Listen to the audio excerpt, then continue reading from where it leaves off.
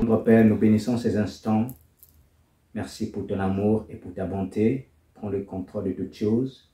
Au nom de Jésus-Christ. Merci Seigneur. Amen. Donc, je vais nous inviter à prendre nos Bibles dans le livre de Genèse. Alors, ceux qui ont de quoi noter, vous pouvez noter. Je vous donne des versets bibliques. Alors, donc tu prends ton calepin, tu notes les versets. C'est toujours intéressant. Genèse chapitre 3, verset 10. Après, nous lirons Psaume, chapitre 27, versets 1 à 3. Psaume, chapitre 25. Psaume, chapitre 27. 27. D'accord, 27. Versets 1 à 3. Matthieu, chapitre 25, verset 25. Et Nombre, chapitre 13, versets 30 à 32. Et le thème que nous allons partager ce matin s'intitule « L'esprit de la peur ». L'esprit de la peur. Alors, donc c'est un sous-thème de notre grand thème « Les ennemis internes de la foi ». Gloire à Dieu. Alors, donc on va prendre nos Bibles dans Genèse, chapitre 3, verset 10. Genèse chapitre 3, verset 10, je lis la parole du Seigneur. Je prends à partir du verset 9. Il dit, l'Éternel Dieu appela l'homme et lui dit, où es-tu? Il répondit, j'ai entendu ta voix dans le jardin. J'ai eu peur parce que je suis nu et je me suis caché.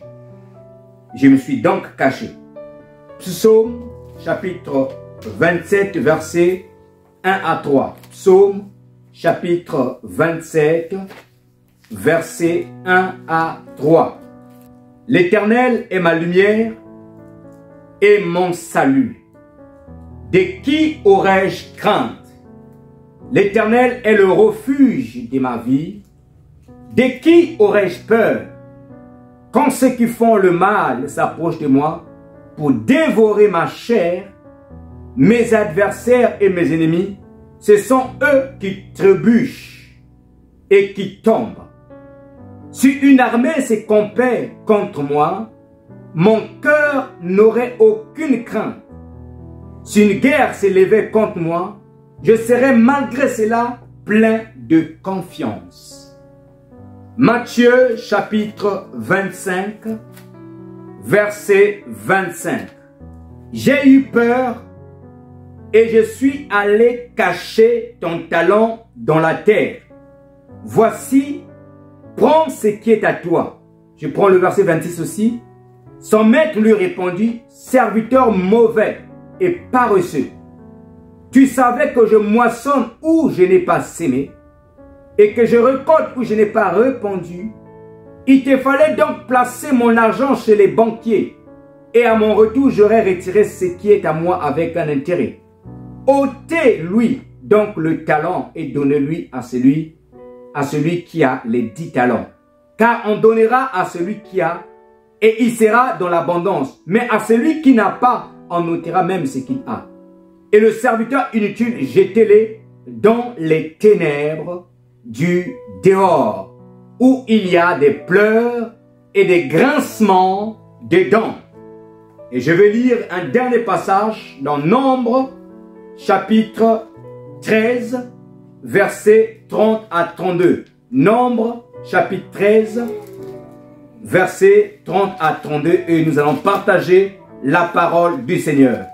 Alors, je lis Nombre, chapitre 30, versets 30 à 32. Il est écrit, « Caleb fit taire le peuple qui murmurait contre Moïse. Il dit, « Montons et prenons possession du pays, car nous en serons vainqueurs. » Verset 31, « Mais les hommes qui étaient montés avec lui dirent, « nous ne pouvons pas monter pour combattre ce peuple, car il est plus fort que nous. Et ils décrièrent devant les fils d'Israël. Ils décrièrent devant les fils d'Israël le pays qu'ils avaient exploré. Ils dirent, le pays que nous avons parcouru pour l'explorer est un pays qui dévore ses habitants. Tous les peuples que nous y avons vus se composent d'hommes de haute taille. Nous avons vu les géants, les fils d'Anak, de la race des géants. Nous étions à nos yeux comme des sauterelles, et ce que nous étions aussi à leurs yeux. Parole de Dieu, alléluia. Ce matin, je voudrais nous partager le thème qui s'intitule l'esprit de la peur. Et comme je le disais, nous sommes toujours dans notre grand thème qui s'intitule les ennemis de la foi. Il y a 2 dimanches en arrière, je disais la foi est comme un badge à double facette. Nous avons la facette A qui nous permet en fait de circuler librement dans le royaume de Dieu. Et c'est ce qu'on appelle en fait la foi surnaturelle. Et ce n'est pas tout le monde, tous les êtres humains qui ont cette foi. Nous recevons cette foi par la grâce de Dieu. Selon le livre de Romains, au chapitre 10, verset 17, qui dit « La foi vient de ce qu'on entend, et ce qu'on entend vient de la parole de Christ. » Et donc la foi qui est engendrée, qui est produite par la parole de Dieu, c'est la foi surnaturelle. C'est la face A en fait du badge de la foi. Et la face B, c'est la foi naturelle. C'est la foi qu'on peut trouver chez tous les êtres humains. Tous les êtres humains peuvent avoir cette foi. C'est la foi qui te permet de croire lorsque tu vas consulter le médecin te prescrit une ordonnance. Tu as la foi dans ce que le médecin t'a donné. Tu as la foi que si je prends ce comprimé, je vais être soulagé de mon mot. C'est la foi qui te permet de croire que lorsque tu vas investir dans un projet, que ton projet va marcher, ça va aboutir à quelque chose. C'est la foi qui te permet de te dire que l'année prochaine, je vais acheter mon appartement, ma maison. C'est la foi qui te permet de dire, lorsque tu te retrouves dans une situation difficile, que je vais aller voir un pasteur, un serviteur de Dieu, il va prier pour moi, je vais recevoir la guérison. C'est la foi qu'on appelle la foi naturelle. Cette foi n'a rien à voir avec la foi surnaturelle. Alléluia. Tous ceux qui ont la foi surnaturelle, ils ont aussi la foi naturelle. Mais tous ceux qui ont la foi naturelle n'ont pas forcément la foi surnaturelle. Pourquoi? Parce que la foi surnaturelle est un don que Dieu nous donne. Dieu nous donne ces dons-là. Et celui qui n'a pas la foi surnaturelle, si Jésus revient aujourd'hui par exemple, il ne va pas entrer dans la gloire avec le Seigneur Jésus-Christ parce qu'il n'a pas la foi surnaturelle, il n'a que la foi naturelle. Et la foi naturelle, elle est subdivisée en plusieurs étapes. Tout le monde n'a pas le même niveau de foi naturelle. Ce qui fait qu'il y a des gens, par exemple, vous allez voir dans la vie, sans toucher à la magie, sans toucher aux allumettes, sans aller consulter les 10 heures de bonne aventure, réussissent dans tout ce qu'ils font. Parce qu'ils ont la foi dans ce qu'ils font. Et j'ai pris 2 exemples. Je prenais l'exemple de ces centeniers romains. Un jour est allé voir Jésus et il a dit à Jésus, il explique à Jésus la situation de son serviteur qui était malade. Il dit, Jésus, mon serviteur est malade. Jésus va dire à ces centeniers, allons-y, j'irai le guérir. Maintenant, ce centenaire répond à Jésus en disant, je ne suis pas digne que tu viennes dans ma maison, mais dis seulement un mot et mon serviteur sera guéri. Car moi qui suis soumis au supérieur, je reçois des ordres, mais j'ai aussi des hommes qui sont sous ma direction, mes subordonnés. Quand je dis à l'un va et l'autre va, et quand je dis à l'autre viens et il vient. Jésus a répondu quoi à cet homme? Il a dit, je n'ai jamais vu aussi une grande foi en Israël comme celui qui vient de voir. Donc, la déclaration de cet homme va pousser Jésus à qualifier cet homme-là ayant une grande foi. Mais la foi dont Jésus parle dans ces contextes, il n'est pas de la foi surnaturelle. Parce que cet homme était assurément, il était un Romain. Il croyait peut-être au Dieu des Juifs, mais il n'avait pas la foi des Juifs. Mais quand même, Jésus dit que cet homme avait la grande foi. Quelle était la grande foi de cet homme? C'est que la personne-là, il avait la foi que, dans la situation dont il est en train de traverser, que Dieu pouvait faire quelque chose. La foi naturelle te permet de t'approvisionner des biens de Dieu par sa grâce. La foi naturelle permet à Dieu de t'accorder des choses bien que tu ne sois pas membre de son royaume par sa grâce. Et un deuxième exemple de la Bible, c'est une femme qui avait un enfant qui était tourmenté par des démons. La femme syrophénicienne, la femme cananéenne. Cette femme est allée voir Jésus pour que Jésus guérisse son enfant. Et quand cette femme arrive, elle va rencontrer plusieurs objections. Les apôtres ne voulaient pas d'elle. On disait, renvoyez-la parce qu'elle crie trop fort. Elle avait un problème. Elle criait, Jésus sauve-moi. Elle criait tellement fort que les gens voulaient la renvoyer. Mais elle a fait violence jusqu'à ce qu'elle s'est présentée devant Jésus. Et quand elle s'est présentée devant Jésus, Jésus dit à cette femme, je n'ai été envoyé qu'aux brebis perdues de la maison d'Israël. Et qu'il n'est pas possible de prendre le pain des enfants et de le donner aux chiens.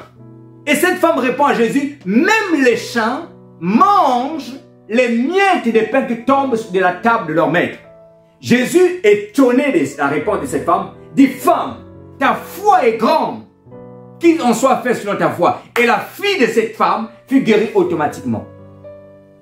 Jésus a dit à cette femme, ta foi est grande. De quelle foi s'agit-il? C'est la foi naturelle, le niveau de foi de cette femme. La femme elle croyait que Dieu avait la capacité de la provisionner de son besoin. Dieu avait la capacité de guérir son enfant. Malgré qu'elle n'était pas, elle était syrophénicienne, cananéenne. C'est-à-dire qu'elle n'était pas du peuple juif. Mais elle avait quand même la foi que Dieu pouvait la guérir.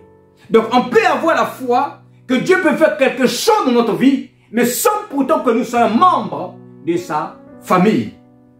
Mais le plus important, c'est que nous devons avoir la foi, non seulement qui permet de nous approvisionner des choses de Dieu, qui permet de croire que quelque chose va aboutir de manière positive, mais nous avons besoin d'avoir la foi surnaturelle parce que c'est cette foi-là qui nous sauve. Alléluia. Donc la foi est élément si important de la vie. Dans le royaume de Dieu, tout s'opère par la foi. Si tu manques de foi, tu deviens désagréable à Dieu. Si tu perds la foi, tu deviens automatiquement, tu t'expulses toi-même du royaume de Dieu. Parce que la foi, c'est le passeport qui te permet, en fait, qui nous permet de marcher dans le royaume de Dieu. Et donc, je disais, parce que la foi, elle est importante, nous avons le devoir. La responsabilité nous incombe de protéger cette foi-là. De nous battre à ce que nous ne puissions pas perdre la foi. Et donc, elle est combattue, la foi. Elle est combattue par des ennemis internes. Elle est combattue par des ennemis externes. Est-ce que je me fais comprendre? La foi est combattue par des ennemis internes, tout comme par des ennemis externes. Et nous sommes en train de parler des ennemis internes de la foi. Les ennemis internes de la foi viennent d'où? Les ennemis internes viennent de la foi. Viennent des caractères, des états émotionnels que nous avons en fait développés à cause des choses que nous avons subies dans nos familles. Et parce que nous avons subi des choses, ça crée en nous certains états émotionnels. Ça crée en nous certains comportements et caractères. Et quand ces comportements, caractères, ces états ne sont pas guéris, ne sont pas restaurés, ne sont pas ôtés, qu'est-ce qui va se passer? Ces états-là vont produire d'autres états émotionnels beaucoup plus graves et qui vont combattre en fait notre foi. Vont causer des problèmes dans nos vies qui vont nous emmener parfois à régner Dieu. Qui vont nous enrégner, qui vont nous pousser par exemple, nous emmener à se poser des questions par exemple sur l'existence de Dieu. Est-ce que Dieu existe véritablement? À cause de ce que tu as vécu. Mais ce que nous oublions, c'est que la plupart des choses que nous vivons à l'intérieur de nous, en fait c'est le fruit de là où nous avons grandi. Des choses que nous avons subies depuis notre enfance. Et donc, on a parlé premièrement, le premier ennemi, nous avons parlé de la dépression. Le premier ennemi de la foi, la dépression. Et deuxième ennemi, nous avons parlé de l'esprit de la haine qui vient combattre. Et aujourd'hui, par la grâce de Dieu, nous voulons parler de l'esprit de la peur. L'esprit de la peur. La peur fait partie des ennemis internes qui combattent ta foi, qui empêchent ta foi de pouvoir se déployer, qui empêchent ta foi de pouvoir vivre des choses extraordinaires, qui empêchent ta foi de pouvoir appeler des choses dans ta vie. Tu as des combats, tu as des challenges. C'est la foi qui te permettra de remporter les victoires. Mais quand tu n'as pas la foi, ce sont ces situations qui vont t'écraser. Il est important de protéger la foi. Il est aussi important de savoir la plupart des situations que nous vivons, que nous rencontrons dans la vie, surtout des situations qui sont créées par l'ennemi. Le but de ces situations, c'est pouvoir terrasser notre foi.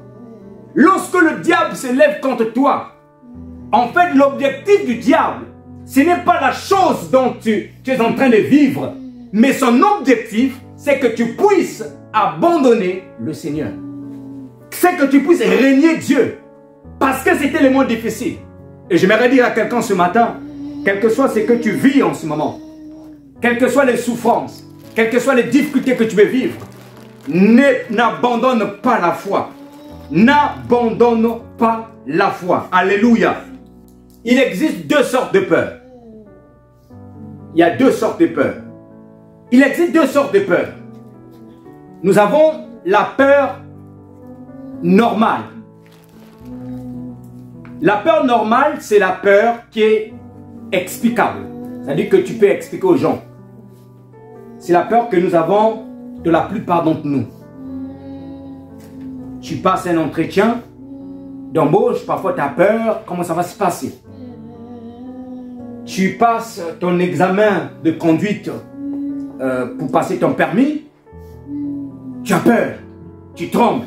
C'est une peur explicable, mais qui est momentanée, circonstancielle, liée à une circonstance. Tu as un enfant qui va à l'école, qui a l'habitude de rentrer à 16h, 16h30, mais ce jour-là, l'enfant rentre à 17h, tu commences un peu à t'inquiéter, avoir un peu une peur. Ça, c'est des peurs qui sont normales. Il y a des gens qui ont peur des animaux, par exemple, qui sont zoophobes. Quand tu vois un chien, ils préfèrent changer de route. Qui ne supportent pas, par exemple, les chats. Ça, c'est des peurs normales. Mais il ne s'agit pas ici de cette peur que nous voulons parler. L'esprit de peur que je veux parler ici, c'est la peur qui est, en fait, qui est sans raison, non justifiable. Et souvent des peurs imaginaires. Tu as déjà créé le scénario dans ta tête et le résultat de ce scénario. Ce sont des peurs. Donc quand tu as peur, mais tu ne sais pas pourquoi tu as peur. Tu marches, personne ne te suit, mais tu as peur. Tu n'as rien fait de mal, mais tu as peur. Et ce sont des peurs qui viennent voler de manière quotidienne ta paix. Ce sont des peurs qui viennent voler de manière quotidienne notre joie, notre sérénité. Ce sont des peurs qui viennent nous empêcher d'accomplir ce que Dieu nous appelle à accomplir. Et c'est de cette peur-là que je vais parler ce matin.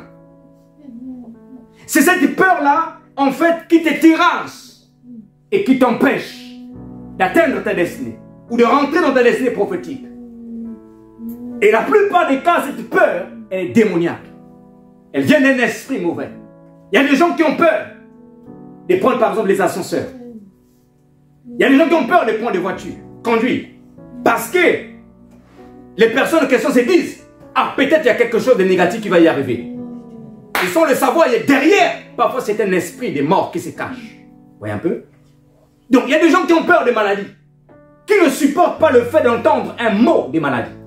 Tu discutes avec tes collègues, avec ton camarade, dès que quelqu'un emploie un nom de maladie, ça te fait peur. Tu regardes la télé, tu entends un nom de maladie, ça te fait peur. C'est un esprit d'infirmité qui est derrière. Un esprit d'infirmité qui vient imposer en toi une certaine maladie. Et ce qui fait que tu as peur. Et ce sont des peurs qui sont anormales. Il y a des gens qui ont peur d'échouer, qui n'ont pas la capacité de se lancer, se jeter dans l'eau dans certains projets. Ils ne peuvent pas se jeter dans l'eau. Ils ont peur que non, ça ne va pas marcher. L'esprit de pauvreté.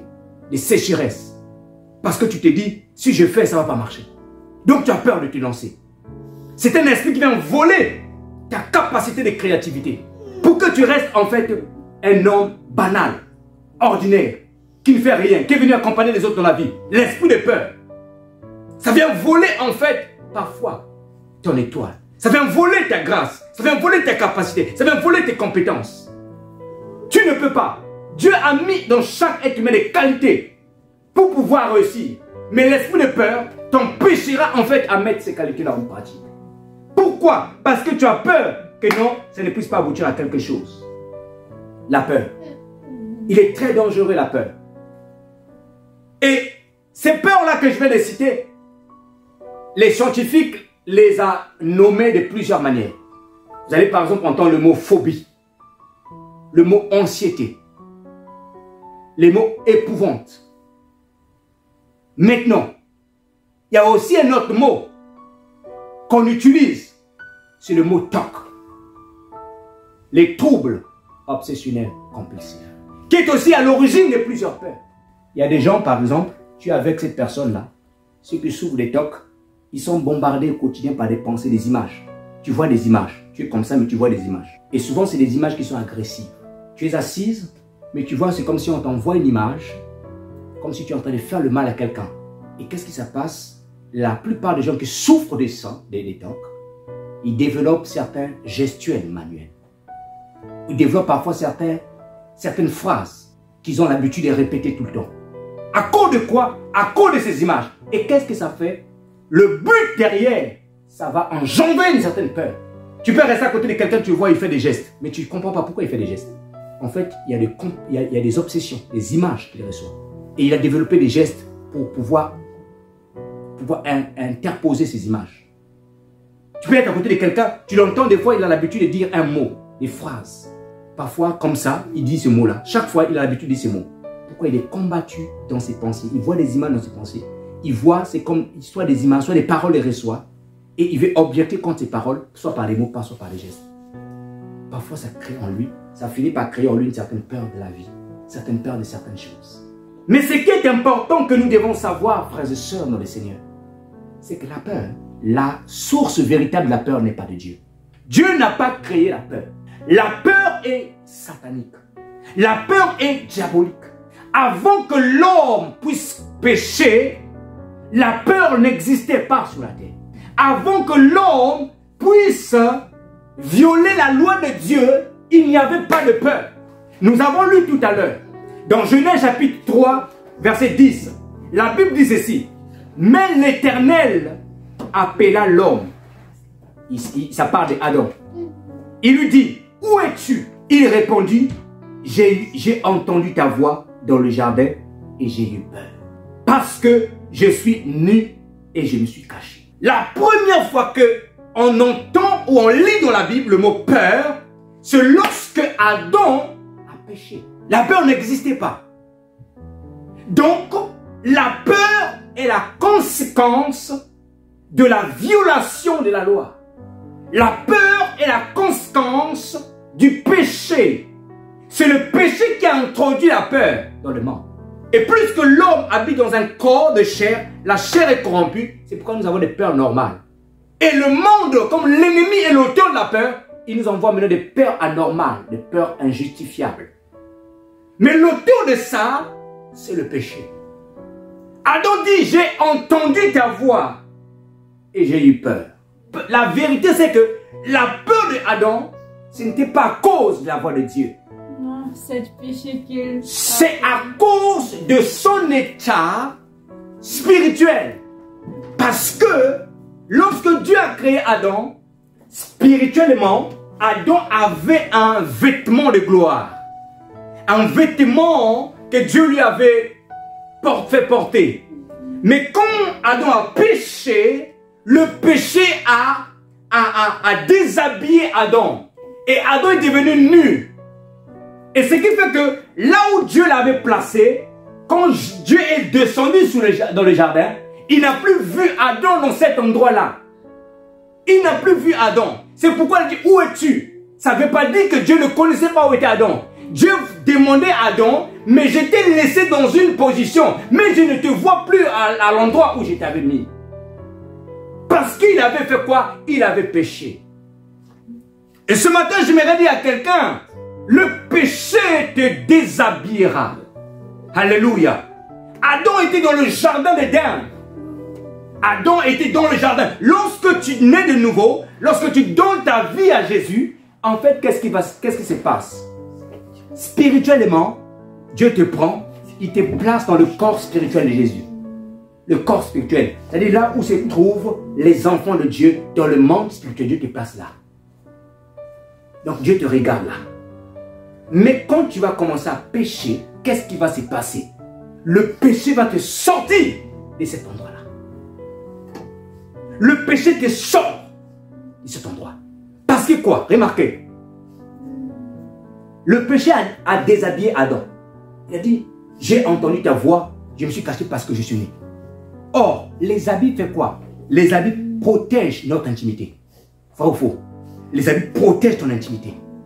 Ça veut dire que lorsque moi qui suis un homme, la seule personne habilitée à voir mon intimité, c'est mon épouse. Et la seule personne habilitée à voir l'intimité de ma femme, c'est moi, l'époux. Alléluia. Donc, personne n'a le droit de voir mon intimité. Adam avait une intimité avec Dieu. Mais le péché l'a sorti de cette intimité. Le péché te sort de la gloire de Dieu. Le péché te déshabille spirituellement. Le péché t'ouvre les portes à l'ennemi. Il ouvre les portes de ta vie à l'ennemi. Et il permet à l'ennemi de dominer ta vie. Quand tu vis dans le péché, sache-le que ce sont des portes et c'est une occasion pour l'ennemi de pouvoir gouverner ta vie. Le péché te vole la joie du salut. C'est pourquoi la Bible dit ceci. Celui qui est né de Dieu ne pêche pas, car il est passé de la vie, de la mort à la vie. Le péché te rend faible spirituellement. Lorsque tu vis dans le péché, quand tu pratiques le péché, tu ne peux pas être fort spirituellement. Le diable aura le dessus sur toi. Si le monde est devenu, est entré sous la gouvernance, dominé par Satan, c'est parce que quelque part, il y a eu le péché. Il y a eu des choses dans la vie. Parfois, tu ne comprends pas. Parfois, tu te poses des questions. Mais pourquoi je suis aussi faible? Pourquoi j'ai aussi des problèmes qui ne se résolvent pas? Mais il est important de faire un diagnostic, de savoir s'il n'y a pas un péché quelque part qui se cache. Le péché est très dangereux. Le péché a sorti Adam de la position de gloire. Le péché. J'ai entendu ta voix et je suis allé me cacher. Parce que j'ai eu peur. J'ai eu peur pourquoi? Parce que je suis nu. Le péché avait déshabillé Adam. Bien-aimé dans le Seigneur. Ce matin, j'aimerais dire à quelqu'un. La Bible dit, fouillez le péché. Fouillez le péché. Un enfant de Dieu fouille le péché. Quand tu te plais dans le péché, il y a deux choses. Soit tu n'as jamais reçu Jésus dans ta vie, comme Seigneur et Sauveur, soit tu es rétrograde. Un rétrograde, c'est quelqu'un qui connaissait Dieu, connaît les choses de Dieu, mais il a fait rechute. Il est retourné en arrière. Il a commencé à faire des choses qu'il faisait avant qu'il rencontre le Seigneur. Donc en fait, c'est quelqu'un qui est dans une position de faiblesse. Et là, il faut prier le Seigneur pour que le Seigneur te restaure. La rétrogradation. Il y a des gens aussi qui viennent à l'église, mais qui n'ont jamais rencontré Jésus comme leur Seigneur et Sauveur. Et qu'est-ce qui va se passer? Vous pensez que ces personnes sont des chrétiens, alors qu'ils ne sont pas encore devenus. Ils sont sous la voie de devenir. Et c'est comme ça qu'il y a certains seront certainement dans le péché. Et c'est pourquoi, quand on vient dans l'église, il ne faut pas copier la vie des autres. Il faut chercher Dieu soi-même. Je vais à l'église, je vais chercher Dieu moi-même. Je ne vais pas à l'église pour ressembler à un tel. Je ne vais pas à l'église pour faire comme un tel. Non, le salut est individuel. Le salut n'est pas collectif. Si Jésus revient aujourd'hui, il ne sauvera pas une église entière parce que cette église s'appelle église interne. Jésus sauvera chacun en fonction de ce qu'il aurait fait, de son alliance avec lui. C'est pourquoi le salut est individuel. Tu peux être marié, ton mari ne marche pas droit avec Dieu, mais toi marche avec Dieu. Parce que le jour-là, devant le tribunal de Dieu, le Dieu n'appellera pas le couple, il appellera chacun à son tour pour rendre compte de ce que tu as fait sur la terre. Adam a péché. Le péché a brisé l'alliance avec le Seigneur. Le péché a brisé l'intimité avec Dieu. Bien-aimé dans le Seigneur. Le péché appelle la mort spirituelle. C'est pourquoi l'apôtre Paul dit en Romains chapitre 8, verset 23, il dit ceci: le salaire du péché, c'est la mort. Mais le don gratuit de Dieu, c'est la vie éternelle en Jésus-Christ, notre Seigneur. Bien-aimé, ce matin, Dieu a posé la question à Adam. Où es-tu, Adam? Et Dieu nous repose la question ce matin. Où es-tu, Michel?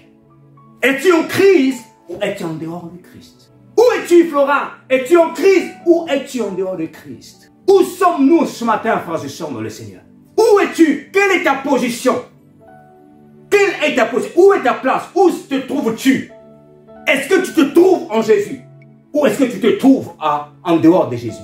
Et si tu te trouves en dehors de Jésus, si Jésus revient aujourd'hui, tu vas rester sur la terre et tu connaîtras la tribulation.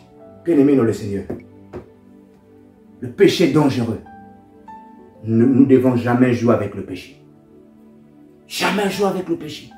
Jamais jouer. Un enfant de Dieu marche en faisant quotidiennement l'introspection de sa vie pour savoir où suis-je avec le Seigneur. Comment je considère les choses de mon Seigneur? Est-ce que je priorise les choses de mon Seigneur dans ma vie? Est-ce qu'il y a de la négligence vis-à-vis des choses de mon Seigneur? Parce que lorsqu'on parle du péché, les gens pensent toujours à l'impudicité, la fornication. Le péché ne se limite pas à la fornication. Le péché, c'est au-delà même de ça. Jésus a dit, si un homme regarde une femme, la convoite, a déjà commis adultère avec elle. Donc le péché, c'est dans les pensées. Ce n'est pas d'abord l'acte, mais c'est déjà même dans les pensées. Le péché. Et Adam, il n'a pas seulement eu peur parce qu'il était nu. Non. Adam, il s'est rendu compte de son état spirituel.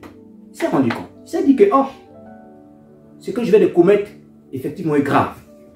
Parce qu'il s'est rendu que, oh, ça lui a rendu nu. Mais ce n'est pas seulement ça la cause qui a poussé Adam à aller se cacher. Parce qu'Adam savait aussi derrière de ce qu'il venait de faire, il y aura des conséquences.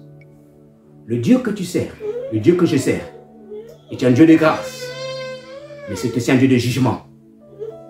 Il te tend la main de grâce, mais il te juge aussi. Adam savait à cet instant les conséquences qu'il devait subir. Parce que Dieu a dit à Adam, l'Éternel a dit à Adam, j'ai placé, il y a 2 arbres au milieu du jardin. Il dit à Adam, dans Genèse chapitre 2, il dit, il y a 2 arbres. Il dit, en ce qui concerne l'arbre de la connaissance du bien et du mal, tu ne mangeras pas. Le jour où tu en mangeras, qu'est-ce qui va t'arriver? Il dit à Adam, tu mourras. Oui, mais même si sa femme lui donne, il ne devait pas la prendre. Voilà. Il ne pouvait pas la prendre, oui. Oui, c'est ça aussi. Parce que Adam était celui qui était le chef. Quand Dieu parlait à Adam, sa femme n'était pas encore là. Vous voyez un peu? Donc Adam avait la révélation, il avait l'instruction de Dieu, qu'il ne fallait pas le faire. Mais il n'a pas écouté Dieu et écouté sa femme. Et donc les deux sont tombés. Et donc ce qui fait que Adam savait, le mal que je vais de faire va m'emmener à un jugement. Le jugement c'est quoi? C'est la mort. C'est pourquoi il a eu peur dans son cœur. Et c'est là que je vais nous inviter à prendre un texte dans la Bible, 1 Jean chapitre 4, verset 18. 1 Jean chapitre 4, verset 18. L'apôtre Jean nous éclaircit que lorsqu'il y a peur, c'est qu'il y a un jugement derrière. C'est qu'il y a une punition derrière. 1 Jean chapitre 4, verset 18. Il lit la parole du Seigneur. Il est écrit, il n'y a pas de crainte. Je prends à partir du verset 16. Écoutez, très bien. Et nous avons connu l'amour que Dieu a pour nous. Et nous y avons cru. Dieu est amour. La Bible dit, Dieu n'a pas l'amour, mais Dieu est amour. L'amour, c'est sa nature. Celui qui demeure dans l'amour demeure en Dieu. Et Dieu demeure en lui. Verset 17. Voici comment l'amour est parfait en nous, afin que nous ayons de l'assurance au jour du jugement. Tel il est lui, tel nous sommes aussi dans ce monde.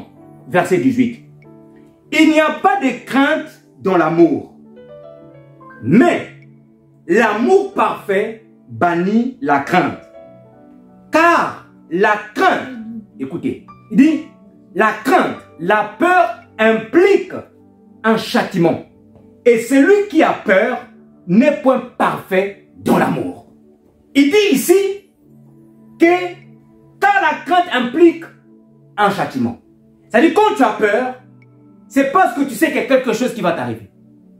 Adam a eu peur parce qu'il savait qu'il y a un jugement qui va l'arriver. Et ce jugement de Dieu, Dieu lui avait déjà dit ça. Ce jour où tu en mangeras, voilà ce qui va t'arriver. Il avait peur de ce jugement. C'est pourquoi la peur s'est manifestée en lui. Il venait de violer la loi de Dieu. Maintenant, ce qui est intéressant ici dans ces textes, dans le verset 18, l'apôtre Jean commence en disant, il n'y a pas de crainte dans l'amour. Or, quand on lit le verset 16, la Bible dit que Dieu est amour. Donc, il n'y a pas de crainte en Dieu. Parce que l'amour, c'est Dieu. Il n'y a pas de crainte en Dieu. En d'autres termes, Dieu n'est pas l'auteur de la peur. Il n'en est pas l'auteur. On a remarqué la fin du verset. Il dit ceci. Celui qui craint n'est point parfait de l'amour. Autrement dit, quand tu crains véritablement Dieu, la crainte ne doit pas être ton partage. Tu ne peux pas vivre dans des craintes permanentes. Les peurs de te lancer, le peur de faire quelque chose de la vie, le peur des maladies, le peur de... Tu ne peux pas vivre en permanence quand tu crains véritablement Dieu. Quand tu es positionné spirituellement en Christ, la peur ne doit pas être ton compagnon. Maintenant, si tu constates que la peur commence à s'élever, sache-le que l'ennemi est en train de t'attaquer. Et là, à ce moment-là, il faut utiliser les armes de Dieu pour pouvoir chasser cette peur. Quand tu as peur des maladies, tu ne supportes pas d'entendre, par exemple, le nom d'une maladie, qu'il soit dans la bouche d'une personne, qu'il soit à la télé, tu dois dire à Dieu, Seigneur, je veux la paix dans mon cœur, que quel que soit le nom d'une maladie, que je ne puisse pas avoir peur. Quand tu as peur d'échouer dans tout ce que tu fais, tu es Saint-Esprit. Je veux avoir la sérénité de mon cœur. Tout ce que je fais, qu'il n'y ait pas de peur. Que Dieu établisse la paix. Mon frère, ma soeur, à force de prier ainsi, tu verras que le jour-là, les mots que tu avais peur, les choses que tu avais peur, tu n'auras plus peur de ça. S'il y a la peur, ça s'explique qu'il y a quelque chose qui est en train de vouloir combattre, voler ta paix. Parce que tu ne peux pas éviter les gens, ou encore tu ne peux pas empêcher les gens d'utiliser certains mots. Si tu as des peurs de mots, tu ne peux pas empêcher les gens. Mais si tu n'empêches pas les gens, imagine que tu es dans un milieu professionnel. Qu'est-ce qui va arriver? Ça dit que tu n'as pas la paix en fait. Tu risques d'éviter les gens, d'être dans ton coin, parce que tu ne veux pas entendre certains mots. Et c'est diabolique. Le diable veut voler ta paix. Il veut t'éloigner des autres. C'est pourquoi lorsque la paix se suscite, tu sens là, je suis en train de sentir qu'il y a des mots que je ne supporte pas, il y a des peurs de ceci. Tu chasses ça au nom de Jésus. Tu demandes à Dieu de te donner la paix en toutes choses. Il y a des gens qui ne croient pas en Dieu, mais qui ont la paix. Imaginons, regardez un peu quand nous étions encore peut-être jeunes, ou encore il y a 10 ans, 13 ans, 10 ans en arrière, des années en arrière. On vivait parfois dans la paix. On n'avait peur de rien. Mais d'où est venu ça? Le diable est en train de combattre. L'ennemi est en train de combattre. Et le pire, quand tu cèdes à ça, c'est fini. Tu commences à vivre en permanence dans le peur. Tu manques de paix maintenant. Tu ne peux pas rester tout seul. Tu marches dans la rue, il n'y a personne. Tu commences à regarder partout. Est-ce qu'il y a quelqu'un? Non, tu ne peux pas t'investir dans les projets. Tu ne peux pas servir Dieu dans l'église. Parce que Dieu a mis en toi un talent. Tu ne peux pas servir Dieu. Tu te dis, ah, si je sers, il y a quelque chose qui va m'arriver. Chaque fois que tu veux faire quelque chose, tu penses toujours, il y a quelque chose qui va m'arriver. C'est le diable qui combat. C'est le diable. Et je disais, il y a quelque temps ici, je disais que la peur est une sorte de foi. La foi véritable te permet de croire que Dieu est capable de te délivrer de ta situation. Mais la peur, c'est la foi inversée. La peur, au lieu de croire en Dieu, il croit plutôt à la force de la situation que tu traverses que de croire en Dieu. C'est-à-dire que quand tu es face à une adversité, ou bien quand tu es face à un échec répétitif, à une maladie, qu'est-ce qui va se passer? Tu vas croire que cette maladie est plus puissante que Dieu. Tu vas croire que ce problème que tu traverses là est plus puissant que Dieu. Et quand tu vas croire à la puissance là, Dieu ne peut plus rien faire. Parce que tu n'as pas confiance, tu n'as pas la foi que Dieu peut te sortir de la situation que tu traverses. C'est ça la peur. C'est pourquoi la peur, c'est une foi diabolique. C'est pourquoi la peur vient de l'ennemi. Alléluia. Il faut sortir de la peur. Il ne faut pas laisser la peur te terrasser. Nous devons vivre en paix. Tu regardes la télé, tu es en paix. Tu es avec les amis, tu es en paix. Tu as investi dans un projet, tu es en paix. Même si tu as échoué dans ce projet-là, une fois, deux fois, non, qu'il n'est que la peur de l'échec ne vienne pas dans ton cœur. Parce que l'échec, en fait, c'est juste une opportunité de pouvoir recommencer et mieux faire. Il ne faut pas laisser la peur. La Bible dit dans le livre de Philippiens, chapitre 4, verset 6, il dit, ne vous inquiétez de rien, mais en toute chose, faites connaître vos besoins à Dieu. En toute chose. Il y a certains commentateurs, ceux qui ont vraiment écrit la Bible, disent que dans la Bible, on trouve à peu près 350 fois le mot « ne craignez pas ». C'est-à-dire « n'ayez pas peur ». À peu près 350 fois. Ça veut dire quoi? Ça veut dire que si l'année compte 365 jours, à peu près chaque jour de l'année, tu dois dire, tu ne dois pas craindre. Vous comprenez? La peur. Ce matin, ne laisse pas la peur t'envahir. Tu vas manquer de paix. Je vais terminer pour vous donner. Il y a deux choses que la peur. Si tu ne chasses pas la peur, il y a deux choses qui vont se passer. Deux choses vont se passer lorsque tu ne chasses pas la peur. La première des choses, ça va paralyser, ça viendra paralyser nos talents. C'est ce que nous avons lu dans Matthieu chapitre 25, verset 25. La Bible dit qu'il y avait un maître, un homme qui avait de l'argent, qui partait pour un long voyage. Et il a pris des talents. Il en a remis 5, je crois 3 et 1 aux 3 personnes. Chacun en fonction de sa capacité. Il part pour un long voyage. Et lorsqu'il les a donné des talents, le but, c'était que ces hommes qui avaient reçu le talent puissent les fructifier. Alléluia. Quand Dieu t'a donné un talent, c'est pour que tu travailles ton talent. Ce n'est pas pour que tu gardes le talent tel que Dieu te l'a donné. Il faut travailler ton talent. Tu chantes. Travaille le talent, travaille ta voix. Travaille les chansons. Comprends les chansons que tu chantes. Travaille. Donne du temps à apprendre des chants nouveaux. C'est ça, travailler son talent. Dispose du temps, apprends. Seigneur, donne-moi des inspirations, des chants inspirés. Tu apprends ces chansons-là, tu les avales. C'est ça, travailler son talent. Tu as une capacité en toi. Travaille cette capacité-là. Qu'est-ce que Dieu a mis entre tes mains? Quand tu restes chez toi à la maison, qu'est-ce que tu peux te dire? Qu'est-ce que je sais faire? Ou qu'est-ce que je suis passionné de faire? Quelle est ma passion? Qu'est-ce que j'aime faire? Quand tu découvres cette passion-là, et si tu sais que tu crois que non, c'est ça que Dieu m'a appelé, travaille ça. Et la peur vient faire quoi? Il vient paralyser. C'est pourquoi cet homme-là qui avait reçu les talents, dans Matthieu 25, 25, pendant que les autres sont allés multiplier leurs talents, le jour où le maître est revenu, les deux collègues sont allés voir le maître, ils ont fait les comptes rendus positifs, les talents ont été multipliés. Mais l'homme qui avait reçu un seul talent là, qu'est-ce qui s'est passé? Il dit, maître, j'avais peur. Je vais lire Matthieu 25, 25, et puis nous allons terminer.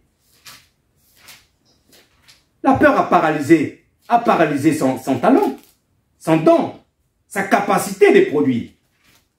Il dit ceci, j'ai eu peur et je suis allé cacher ton talent dans la terre. Voici, prends ce qui est à toi. Dieu nous demandera des comptes des dons et des talents que nous avons reçus. Le jour-là, devant le tribunal de Dieu, il te dira, qu'as-tu fait des dons et des talents que je t'ai donnés? Qu'as-tu fait de cela que je t'ai donné? Bien-aimés, nous devons cultiver les dons et les talents que Dieu nous a donnés. Dispose le temps du don que Dieu t'a donné. Et tu verras comment est-ce que Dieu va commencer à rajouter l'huile par-dessus. Parfois, il nous arrive de penser que Dieu vient rajouter parfois des choses en croisant les mains, en continuant à prier. Et tu as prié, c'est bien, passe à l'action. Tu veux voir les choses de Dieu, finis de prier, passe à l'action. Ne croise pas les mains. Seigneur, rajoute des âmes à l'église. Oui. Est-ce que tu t'es levé déjà pour évangéliser? Non. Comment veux-tu que Dieu rajoute des âmes? La Bible dit Dieu rajoutait les âmes à l'église primitive parce que les apôtres étaient aussi actifs. Les apôtres se levaient et allaient annoncer la parole. Et le Saint-Esprit agissait, touchait le cœur et les âmes se rajoutaient. C'est pas en croisant les mains. Seigneur, je veux chanter pour ta gloire. Mais est-ce que tu prends le temps de te mettre même devant le miroir et de chanter? Parce qu'une manière qui révèle ce que tu es, c'est un jour. Généralement, Dieu t'emmènera devant le miroir. La plupart des gens que Dieu a appelés pour prêcher, ils ont prêché devant le miroir. La plupart des gens que Dieu a appelés à chanter, ils ont chanté devant le miroir. Parce que le miroir, c'est ton reflet que tu vois. En fait, quand Dieu t'emmène devant le miroir, c'est pour te montrer, regarde ce que tu es. Qu'est-ce que tu aimes faire devant le miroir? Tu aimes tresser tes traits devant le miroir? Certainement, c'est peut-être un talent que Dieu t'a donné. Qu'est-ce que Dieu t'emmène devant le miroir? Est-ce que tu as l'habitude de faire quelque chose? Quand tu le fais, tu vas devant le miroir. Pense à ça. Et prends ça au sérieux. Le miroir, c'est ton reflet. Il est en train, en fait, l'esprit est en train de te montrer, regarde, c'est à quoi tu es appelé. Je ne dis pas toutes choses, mais généralement, c'est ça. Je n'ai jamais entendu quelqu'un qui a prêché, qui a appelé à prêcher, n'a jamais prêché dans le miroir. Non. Même moi-même, avant que je commence à prêcher, quand j'ai prêché devant le miroir, je ne savais pas pourquoi j'ai prêché devant le miroir. Quand je chantais devant le miroir, je ne savais pas pourquoi je chantais devant le miroir. Donc, première des choses que la peur va faire, va paralyser ton don. Et la peur a paralysé le don de cet homme-là. Et malheureusement pour lui, la Bible dit dans le verset 30, et le serviteur inutile. Il était inutile en fait. Il était inutile. Il dit ceci, jetez-le dans les ténèbres du dehors où il y aura des pleurs et des crassements dedans. À cause du non-multiplication ou encore de ne pas travailler son don, il était jeté dans les ténèbres du dehors. Dieu, il a été désagréable à Dieu. Donc lorsque tu ne travailles pas ton talent, tu deviens désagréable à Dieu. La deuxième des choses, je termine par là, que va te faire la peur va t'empêcher à entrer dans les promesses divines. Tu as les promesses dans ta vie, tu as eu beaucoup de prophéties. Tu vas devenir la grande femme de Dieu. Tu vas devenir la patronne. Tu vas créer des entreprises. Si tu as la peur t'empêchera de rentrer dans ta destinée prophétique. La peur t'empêchera de rentrer dans la destinée prophétique. Et c'est ce qui s'est passé dans Nombre 13. Israël à Kades Barnéa, ils sont arrivés sur un endroit, ils voyaient Canaan, la terre promise. Ils étaient en face de leur promesse. En face de leur promesse. Mais qu'est-ce qui s'est passé?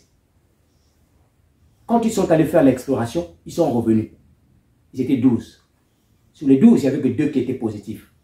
Caleb et Josué. Ils ont dit, alors mentons, nous allons conquérir, nous allons prendre. Les 10 autres, ils ont sémé la panique dans le camp. Ils ont sémé la mauvaise semence dans le camp. Non, nous avons vu des fils d'Anak. Ce sont des géants. Nous étions très petits à leurs yeux. Ils ont communiqué la peur dans tout le camp. Et ça les empêchait d'aller conquérir leurs promesses, alors qu'ils étaient en face.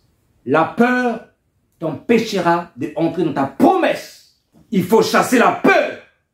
Il faut refuser la peur dans sa vie. C'est très important. Conséquence encore ici. Matthieu 25, 25. J'étais dans le ténèbre du dehors, ici. À cause de ça, qu'est-ce qui s'est passé?